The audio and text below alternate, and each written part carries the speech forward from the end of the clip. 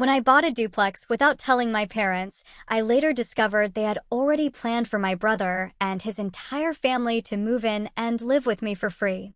I didn't say a word. A few weeks later, they drove by the property and were shocked to see tenants living in both units. Can you imagine spending 6 grueling years scrimping and saving, pouring every spare penny into a lifelong dream, only to have your own family, the people you love most, try to snatch it away before you even announced it? Because that's exactly what happened to me. They didn't just ask for a favor, they made a full-blown plan to take over my biggest investment, rent-free, as if it was already theirs for the taking. The sheer audacity, the betrayal, it hit me like a physical blow. So, picture this. I'm Jeannie, 32, a financial advisor in Boston. For as long as I can remember, I'd been the responsible one. The one who saved, who planned, who always had her head screwed on straight. My dream? To own property. A place I could truly call my own, a real asset. And after 6 years of absolute dedication, of eating packed lunches and saying no to countless nights out, I finally did it. I bought a duplex last spring. It was a huge step, a moment of immense pride. But here's the kicker. I kept it a secret from my family. Deep down, I guess I already knew why, but I had no idea just how prescient that decision would turn out to be. One innocent Sunday dinner at my parents' house, the usual family gathering, the comforting smell of pot roast filling the air, my world just crumbled. I was in the kitchen, chopping vegetables, half listening to the usual chatter from my parents, Martha and Frank, and my older brother Kevin, his wife Sarah, and their 3 kids. Then, their voices dropped. They moved into my dad's study, right next to the kitchen, and through that thin wall I heard it. "It's the perfect solution," my dad said. "Jeannie has all this extra space now." My knife literally froze midair. Extra space? How could they possibly know? I hadn't told a soul in the family. Then my mom chimed in. She always helps family. That's how we raised her. Kevin, bless his heart, added, "It would be such a relief, especially for the kids. They need stability right now." And Sarah, oh Sarah, she sealed the deal. I was thinking we could put the boys in one bedroom and Sophie in the other. The living room in their side is bigger than ours, right? Their side. The words echoed in my head like a cruel joke. My heart started to hammer against my ribs. In that moment, everything clicked. Somehow, they knew about my duplex, and they'd already decided, without so much as a whisper to me, that Kevin and his entire family were moving in. This wasn't new, you know? Growing up, there was this unspoken rule in our family. I was always expected to help, to give, to sacrifice. My parents instilled this family comes first value, which is beautiful in theory. But in practice, that burden, that expectation, always seemed to land squarely on my shoulders. Kevin, at 36, was the charming one, the life of the party, always quick with a joke. He was also notoriously, disastrously bad with money. By 25, he was drowning in credit card debt from motorcycles and lavish vacations. By 30, he'd borrowed money from our parents for a business that tanked in 6 months.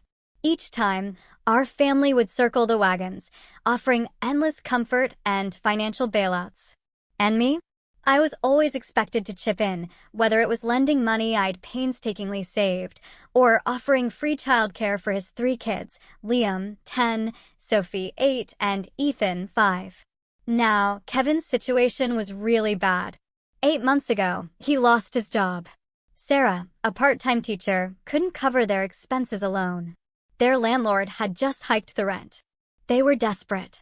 And here I was, diligently working towards financial independence, helping clients manage their money while my own brother seemed incapable of it. I lived frugally, ate packed lunches, saved 30% of my income every month.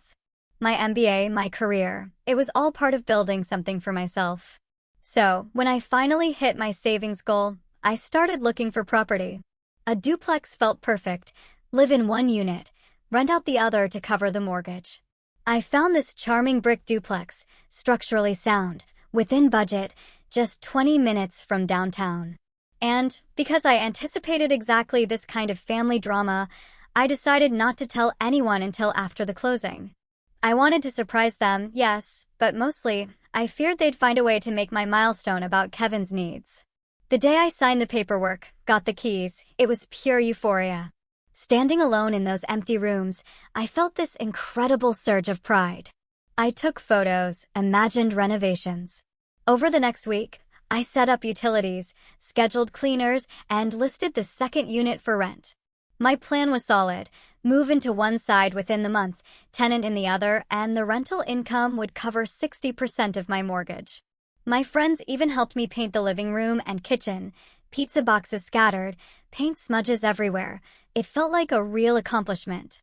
I had no idea that my carefully built future was about to crash head-on with my family's deeply ingrained habits. Back to that Sunday dinner. After overhearing their conversation, I forced myself to keep chopping vegetables, my mind racing. How did they find out? Mrs. Johnson from church, apparently, had seen me at the property. The presumption, though, was what truly stung. Not only had they discovered my purchase, but they had already decided Kevin's family was moving into the second unit, rent-free. They just assumed it. Not one thought about how this would affect me, my mortgage, my plans. When we finally sat down to eat, I waited for them to bring it up. My father, with a smile, announced, "Jeannie, we have some wonderful news. We've found the perfect solution to Kevin's housing problem." My mother followed, "We know about your duplex, sweetheart." Mrs. Johnson told me, "We're so proud." Before I could even breathe, Kevin burst in, "And it's such perfect timing, sis. With our rent and the kids' school being so close, it just makes sense for us to take the other unit." Sarah nodded excitedly. "We promise to be perfect neighbors." The kids are thrilled about living close to Aunt Jeannie. Liam, my nephew, piped up, "Mom says we can walk to school. And you can help me with my math homework." My heart was breaking. How could I disappoint those hopeful little faces? I forced a smile. That smile, that tiny gesture, was taken as agreement. And just like that, the conversation shifted to moving logistics. My mother started planning how we could move my things next weekend, then Kevin and Sarah would start bringing their things over. Kevin added, "The timing is perfect, our lease is up. And without rent to pay, we can finally start getting ahead financially. Rent-free." It was explicitly stated. Not a single person at the table seemed to think this was an extraordinary request. No one asked about my mortgage, my financial plans. I stayed silent. A lifetime of being the family peacekeeper held me back from causing a scene. But inside, something had irrevocably shifted. A line had been crossed. That drive home?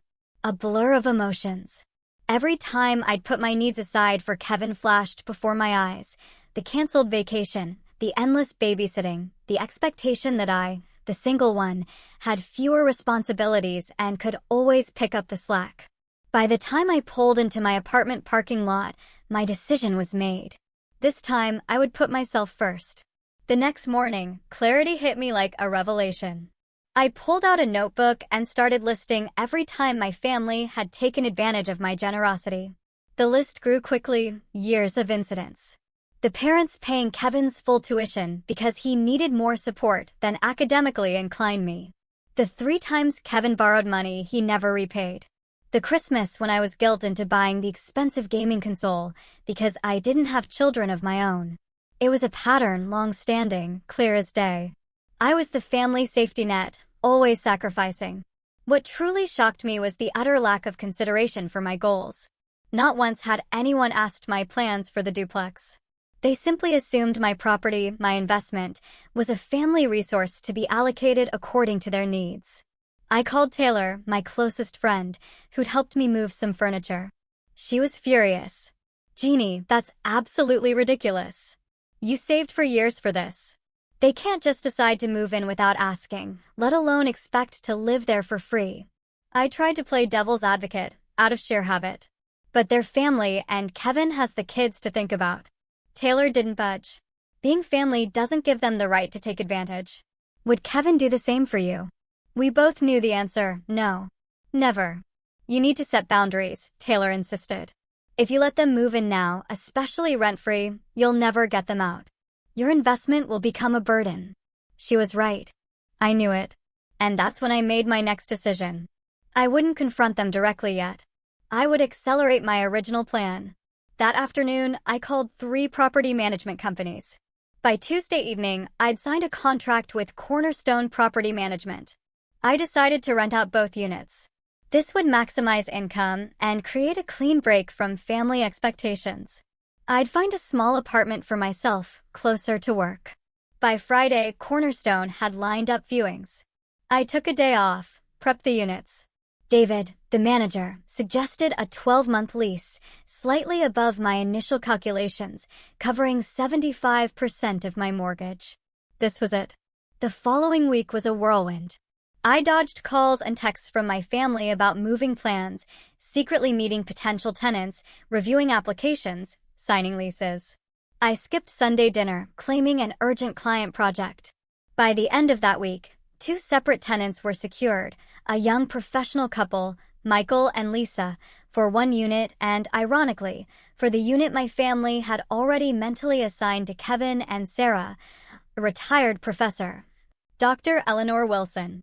Both leases started on the 1st of the following month, just 2 weeks away. I found a small, modern 1-bedroom apartment 3 blocks from my office. The rent was higher, but the convenience and the rental income from both duplex units meant my overall housing expenses would still be lower. I signed a 6-month lease, arranged my move, and told only Taylor and 2 other close friends, swearing them to secrecy. I'd tell my family eventually, but only after both duplex units were occupied, when it was too late for them to change my plans. The guilt was considerable, especially when Kevin called, offering to help me pack. Vague responses. My mother texted about measuring for curtains in Kevin's side. More vague replies. As my tenants' move-in day approached, the calls became more frequent, more insistent. Sarah sent Pinterest boards for decorating their unit. My father called to discuss helping Kevin with moving costs. My mother left voicemails about a housewarming party for all of us. Each message ratcheted up my anxiety, but also hardened my resolve. The pattern was so clear, my family making plans for my life, my resources, my future without consulting me, always assuming I'd go along, always benefiting Kevin at my expense. The weekend before the tenants were scheduled to move in, I successfully relocated to my new apartment. It was cozy, convenient.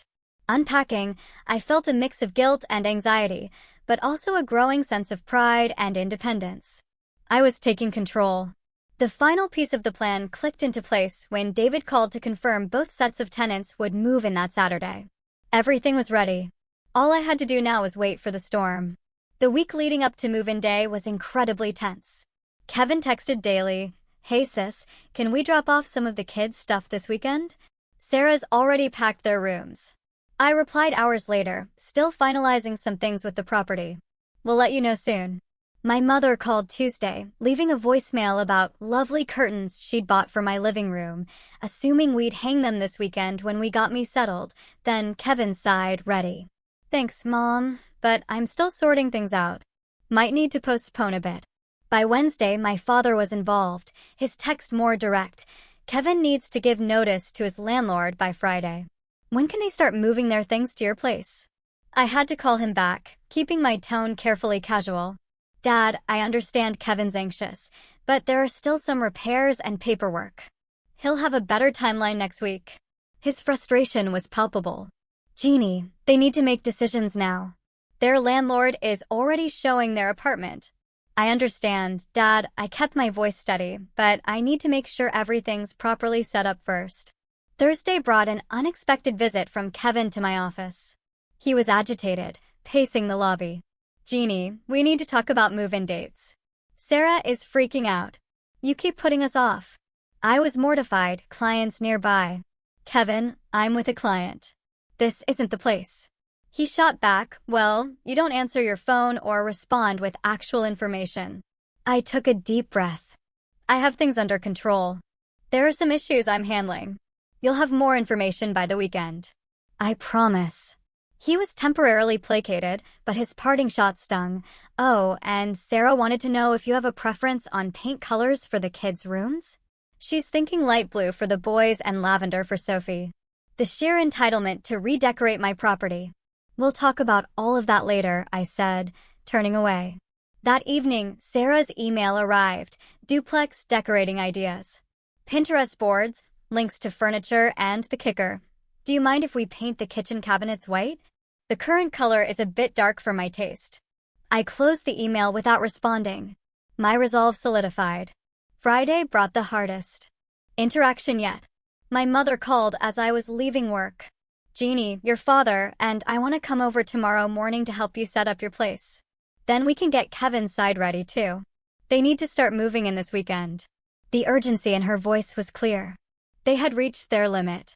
I knew I couldn't put them off any longer without revealing everything. Mom, I have some errands tomorrow morning. How about we talk about this on Sunday at dinner? There was a pause. Is everything okay, Jeannie? You've been so evasive. If there's a problem, you know we can help. Her genuine concern made me feel even worse, but I held firm. Everything is fine, Mom. I'll explain everything on Sunday. I promise. After hanging up, Kevin texted, "Parents said you're being weird about moving. What's going on? We need to get out of our place ASAP. Landlord is being a jerk." Followed by, "Also, Sarah wants to know if we can get the measurements for the bedroom so we can make sure our furniture will fit. And almost forgot, can you chip in for the moving truck? Kind of tight on cash right now." Each message, each demand, reinforced the absolute rightness of my decision. The entitlement was so deeply ingrained, he couldn't even see it. He just expected me to accommodate him, finance him, and rearrange my life to solve his problems. No question, no complaint. Saturday morning. Move-in day. I woke with a knot of anxiety. I was meeting David from Cornerstone at 9 a.m. Dr. Wilson at 9:30, Michael and Lisa at 11. Just as I was leaving my new apartment, my phone rang. My father. "Jeannie, your mother and I are heading to the duplex now. We thought we'd surprise you and bring breakfast. Kevin and Sarah are meeting us there with some boxes." My heart leaped into my throat. They would be there before me. Before the tenants. Before I had a chance to explain. The confrontation I'd been dreading was about to happen in the absolute worst way. "Actually, Dad," I stammered, "I'm not at the duplex yet. I'm on my way to meet someone." "Perfect. We'll see you there," he replied cheerfully, hanging up before I could protest further. I immediately called David, warning him. He assured me he'd handle it professionally, wait for me. The drive was the longest 20 minutes of my life. I rehearsed what I'd say, how I'd stand firm. As I turned onto the street, I saw them. My parents' car, Kevin's minivan. And in my rearview mirror, a moving truck. Dr. Wilson was early. The moment of truth. I parked, took a deep breath. My family stood on the sidewalk, looking confused, David talking to them. "There must be some mistake," I heard my father saying. "This is my daughter's property. She bought it for our family." David saw me. He gave me a subtle, reassuring nod. "Mrs. Harper," he said formally, "your family was just explaining that they thought they would be moving in today." I stepped forward, my heart hammering. "Mom, Dad, Kevin, Sarah." My voice was steadier than I expected. "I need to explain something to you." My mother looked bewildered, clutching a bakery bag. "Jeannie, what's going on?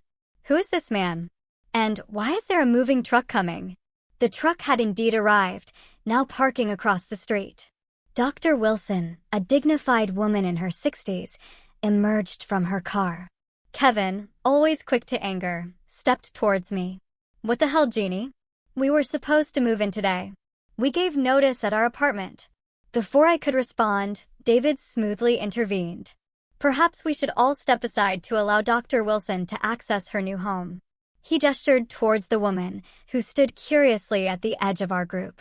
"She has a scheduled move-in appointment, and her movers are waiting." "Her new home?" Sarah echoed, her voice rising. "What is he talking about, Jeannie?" All eyes turned to me. The moment was here. I straightened my shoulders. "I rented both units of the duplex to tenants," I said, clearly. "Dr. Wilson is moving into Unit A today. And another couple is moving into Unit B later this morning." The silence was deafening. My mother gasped. My father's face darkened with anger. Kevin stared in disbelief. David, sensing the tension, politely excused himself to Dr. Wilson, promising to be right with her. "You did what, My father finally asked, his voice dangerously quiet. I rented both units, I repeated. I signed year-long leases with qualified tenants through Cornerstone Property Management. Kevin exploded. Are you F***king kidding me? We have nowhere to live, Jeannie. We gave notice. Where are we supposed to go in 2 weeks? Sarah started to cry, turning away and pulling out her phone. My mother stepped forward, her hand on my arm.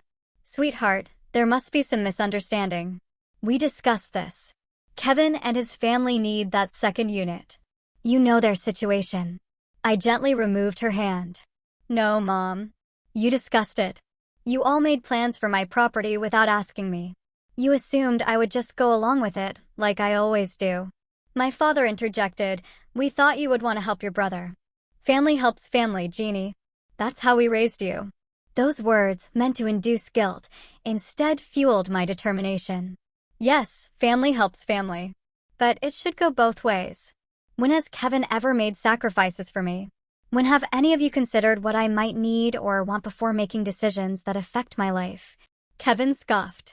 Oh, here we go with the poor Jeannie routine. You have a good job, no kids, no real responsibilities.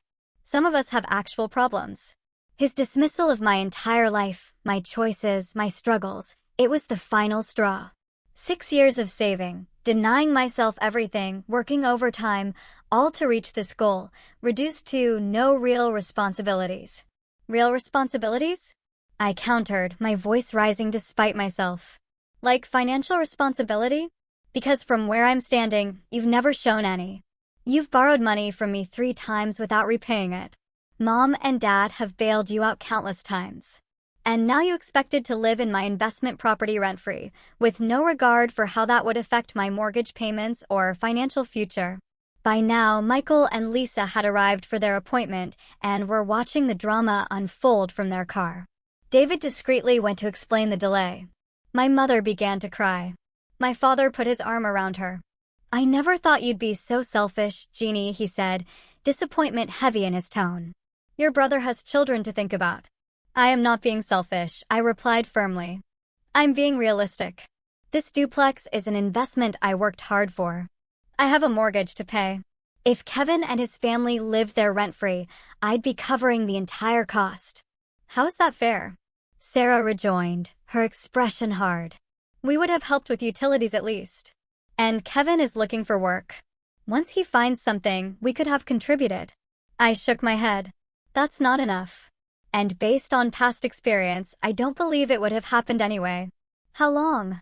Before 1 month turned into 6 and 6 into a year? How long before my investment became a financial burden instead of an asset? Kevin turned to our parents. Can you believe this? After everything we've done for her. That statement, that sheer audacity, stunned me into momentary silence. Everything they'd done for me? My mind raced through years of being the automatic babysitter, the personal bank, the scheduler of my life around Kevin's needs. What exactly have you done for me, Kevin? I asked quietly. Name one time you've put my needs before your own. One time you've sacrificed anything for me. He faltered, speechless. My father stepped in. That's enough, Jeannie. I don't know what's gotten into you, but this isn't how we raised you to behave. Family comes first. Yes, family comes first, I agreed. But I'm family too. And for years, I've been expected to put everyone else's needs ahead of my own. Not anymore. So, what are we supposed to do now? Kevin demanded. Where are we supposed to live? The same place you would live if I hadn't bought this duplex, I replied. Find an apartment you can afford. Budget your money. Do what every other family has to do. Sarah scoffed. Easy for you to say from your position of privilege. Privilege. That word ignited a fresh wave of anger. Privilege. I worked 60-hour weeks for years to save for this property. I packed lunches instead of eating out. I lived in a tiny apartment and drove an old car. I earned this through hard work and careful planning, not privilege. My mother, always the peacemaker, tried one last approach. Jeannie, sweetheart, maybe we can compromise. Perhaps Kevin could pay some rent, even if it's below market rate. I shook my head. It's too late for that, Mom. I've signed binding leases with both tenants. They have legal rights to occupy those units for the next 12 months. You could break the leases, my father suggested. Pay whatever penalty there is. The fact that he would suggest I take a financial hit to fix Kevin's problem truly showed the dynamic I was fighting against. No, I said firmly. I will not break legal contracts and risk my professional reputation because Kevin failed to plan properly. These tenants have rights, and I intend to honor my agreements with them. Kevin threw up his hands in disgust. Unbelievable. So much for family loyalty. My mother was openly crying now. I don't understand why you didn't just tell us your plans, Jeannie. Why keep it a secret if you weren't doing anything wrong? Her question hit me hard. It was a fair point. Because you never would have listened, I replied honestly. You would have pressured me to change my mind, made me feel guilty, and probably would have worn me down eventually. You didn't even ask me before making plans for my property. You just assumed I would go along with what you wanted, like I always do. David approached cautiously. Mrs. Harper, Dr. Wilson is ready to begin her move-in process, and Michael and Lisa are waiting as well. I nodded to him, grateful for the interruption. I need to attend to my tenants now, I told my family. We can continue this discussion later if you want, but my decision is final. My father's face was a mask of disappointment as he took my mother's arm. Let's go, Martha. Clearly, Jeannie has made her choice. Kevin remained defiant. This isn't over, Jeannie. You can't just leave us homeless. You're not homeless, Kevin, I said, exhaustion creeping into my voice. You have 2 weeks to find a new place. Plenty of families manage it every day. Sarah grabbed his arm. Come on, Kevin. She obviously doesn't care about us or the children. Let's go. As they turned to leave, my mother looked back at me, tears in her eyes. I don't recognize you anymore, Jeannie. This isn't the daughter I raised. Her words stung, but I stood my ground. They all got into their vehicles and drove away. Only when they were out of sight did my shoulders slump, and the tears finally welled in my eyes. David approached, handing me a tissue. That was tough, he said kindly. But for what it's worth, I think you did the right thing. I wiped my eyes, straightened my posture. Thank you. Now let's get Dr. Wilson moved into her new home. As we walked toward the duplex, I felt a weight lift. The confrontation had been every bit as painful as I'd expected, but it was necessary. For perhaps the first time in my adult life, I had put my own needs first. The fallout would be significant, yes, but so would the growth. This was the beginning of a new chapter, not just for my tenants, but for me as well. The silence from my family was deafening in the days that followed. My mother's daily texts stopped. My father's weekend calls vanished. Even Kevin, who usually called whenever he needed something, maintained radio silence. It was as if I'd been excommunicated for an act of self-preservation. That first week was the hardest. I'd pick up my phone, then set it down, reminding myself I'd done nothing wrong. It was hard to overcome 32 years of conditioning. The guilt weighed heavily, especially at night.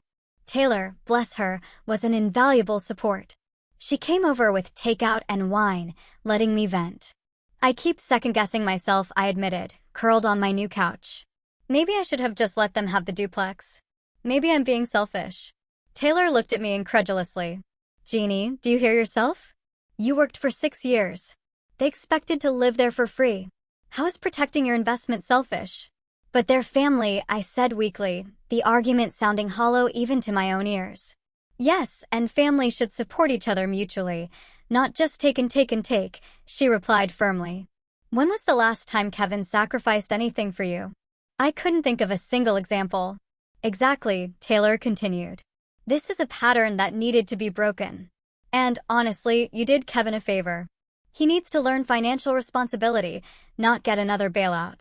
Deep down, I knew she was right. The second week brought practical concerns that thankfully distracted me. Both sets of tenants had settled in. David sent reports. Minor maintenance issues, a leaky faucet, a sticky door. Dealing with these gave me a sense of accomplishment. Then, the first rental checks arrived. Seeing those deposits, knowing they covered the majority of my mortgage, brought a profound sense of satisfaction. This was what I'd worked for. By the third week, the family silence became concerning rather than just hurtful. I wondered how Kevin and Sarah were managing, whether they'd found a new place. Despite everything, I did care. I finally texted my mother, just checking in. Hope everyone is well. Her response came hours later, brief and formal. It stung, but I was relieved to hear they'd found housing. I responded, I'm glad to hear that. I miss you. She didn't reply. A month after the confrontation, a handwritten letter from my mother arrived. The familiar handwriting on the envelope brought tears to my eyes. Inside, a 4-page letter, the first real communication. My dearest Jeannie, she began, it has taken me some time to process what happened and to try to understand your perspective. I want you to know that while I was hurt and disappointed by your decision, I have been reflecting on our family dynamics and my role in creating the situation. She went on to acknowledge that the family had often taken my generosity for granted, had developed unfair expectations. She admitted Kevin had relied too heavily on family support.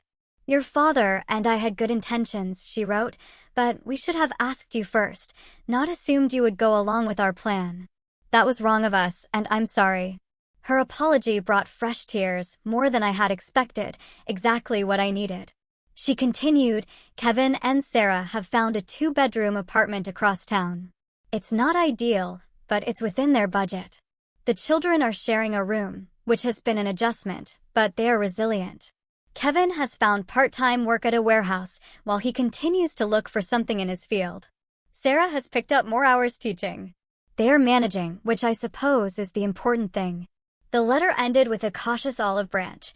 We would love to see you at Sunday dinner this week if you're willing. I can't promise there won't be tension, but I can promise that your father and I will make an effort to respect your boundaries. Kevin may need more time. Love always, Mom. I held the letter to my chest, overwhelmed. It wasn't a complete resolution, but it was a start. The acknowledgement, the apology, it was everything. That Sunday, I drove to my parents' house with a mix of anxiety and hope. My mother opened the door and, after a moment of awkward hesitation, pulled me into a tight hug. I've missed you, she whispered. I've missed you too, Mom, I replied, fighting back tears. Dinner was subdued. Kevin, Sarah, and the kids weren't there, which was probably for the best. My father was reserved at first, but by dessert, we were having something resembling a normal conversation. Before I left, he took me aside. It was wrong of us to make plans for your property without consulting you, he admitted gruffly. You worked hard for that duplex. It's yours to do with as you choose. Coming from my father, that acknowledgement was huge. Thank you, Dad, I said, hugging him. That means a lot. The road to complete reconciliation was longer with Kevin and Sarah. They declined several dinners where they knew I'd be present. When we finally saw each other at my nephew's birthday party 2 months later, the tension was palpable. Kevin was coolly polite. Sarah barely acknowledged me. But at least they were civil. The children, thankfully, were unchanged in their affection. Sophie hugged me, Liam eagerly showed me his science project, Ethan wanted to sit on my lap, a normalcy that helped ease the strained atmosphere. As months passed, family dynamics slowly shifted. My parents began to treat me with a new respect, consulting me rather than informing me. They stopped automatically volunteering my time and resources. It was a subtle but profound change that validated my decision. Kevin and Sarah remained distant, but there were small signs of progress. Kevin texted me when he secured a full-time position, a small olive branch I gratefully acknowledged. Sarah included me in a group text about school fundraisers. Most surprisingly, Kevin seemed to be developing a sense of financial responsibility. My mother told me he and Sarah had created a budget and were sticking to it. They'd even started a small savings account, a first. As Thanksgiving approached, I was both anticipating and dreading it. First major family gathering since the duplex incident. My mother casually mentioned Kevin, Sarah, and the kids would be there. They're doing better now, she added. Kevin especially. I think this whole experience has been a wake-up call for him. On Thanksgiving Day, I brought my signature pumpkin pie, a sort of peace offering. To my surprise, Kevin greeted me at the door with a tentative smile. Hey, Jeannie, he said. Good to see you. Good to see you, too, I replied, meaning it. The day wasn't without its awkward moments, but it was more pleasant than I dared hope. During a quiet moment in the kitchen, Kevin approached me. I want to apologize, he said, clearly uncomfortable but determined. What we tried to do with your duplex wasn't right. We shouldn't have expected you to house us for free. His apology, though belated, was sincere. I could see it cost him something to admit he was wrong. Thank you, Kevin, I said. That means a lot to me. He nodded, then added, the apartment we found turned out to be okay. It's teaching us to live within our means, which I guess was overdue. It was the most self-aware statement I had ever heard from him. I smiled. I'm glad things are working out. And I started a savings account, he continued, a hint of pride in his voice. Not much in it yet, but it's a start. That's great, Kevin, I said warmly. Really great. Driving home that evening, I reflected on the past 6 months.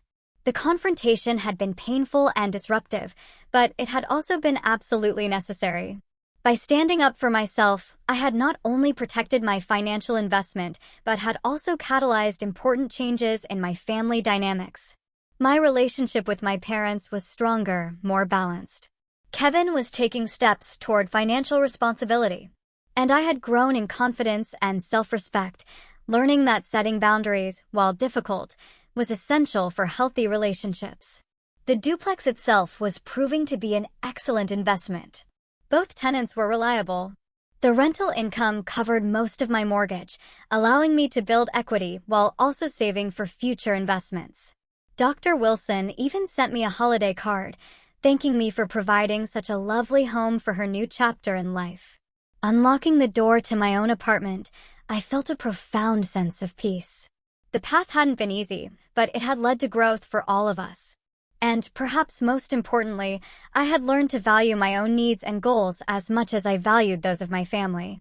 6 months after that chaotic day at the duplex, my life had settled into a new normal that would have been unimaginable a year earlier. My one-bedroom apartment near my office had become a true home, decorated with intention. The shorter commute gave me an extra hour each day, which I used for morning yoga and reading, small luxuries I had denied myself during years of aggressive saving. The property management company sent monthly reports. The rental deposits reliably appeared in my account. Both tenants renewed their leases for a second year. Dr. Wilson planted flowers in her small garden. Michael and Lisa repainted their living room, improving the property value. My relationship with my parents had evolved into something more balanced, more mature. The weekly Sunday dinners resumed, but with a difference. I was now treated as an equal adult, with valid perspectives and boundaries, not just the reliable daughter who would always accommodate others. My father even asked my advice about his retirement investments, a significant shift in how he viewed my financial acumen. The most surprising change, however, was with Kevin. Our childhood roles had been so firmly established. He was the charming, needy one, I, the responsible, capable one. The duplex incident had shattered that dynamic. Kevin maintained his full-time job, showing a commitment to stability I'd never seen. He and Sarah had downsized their lifestyle, a concept finally taking root. And most significantly, Kevin had started repaying the money he'd borrowed from me, sending small but regular payments each month without prompting. On a warm Saturday in June, exactly 1 year after the confrontation, Kevin invited me for coffee. An unusual request. Curious, slightly apprehensive, I agreed. He looked different somehow, more settled. He'd traded his usual graphic t-shirts for a simple button-down. Thanks for meeting me, he said. I wanted to talk to you without the whole family around. I nodded, waiting.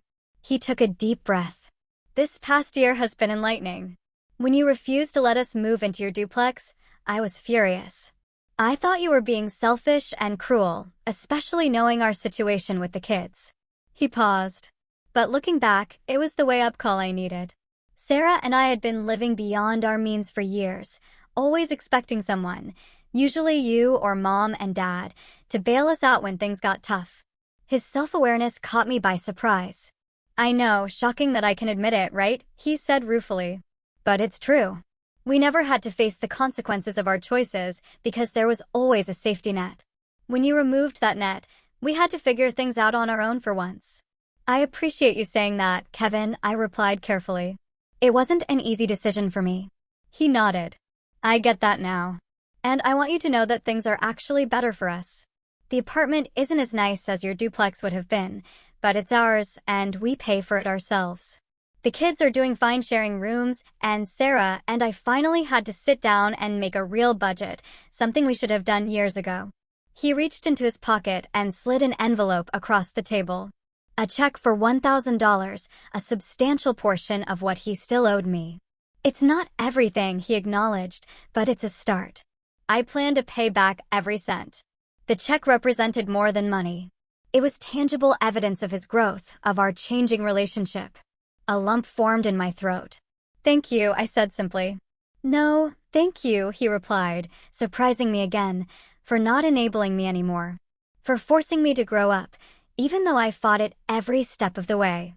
We talked for nearly 2 hours, perhaps the most honest conversation of our adult lives. Kevin shared his struggles with financial responsibility, admitting he'd always envied my discipline while simultaneously resenting it. I confessed my frustration at being taken for granted and my lingering guilt at finally standing up for myself. By the time we parted, something fundamental had shifted. We were no longer locked in the roles of responsible sister and irresponsible brother. We were simply two adults with different strengths and weaknesses, finding a new way to be family without the unhealthy patterns of the past. The lessons I learned through the duplex experience extended far beyond family dynamics. I discovered a confidence in my financial decisions that translated to other areas of my life.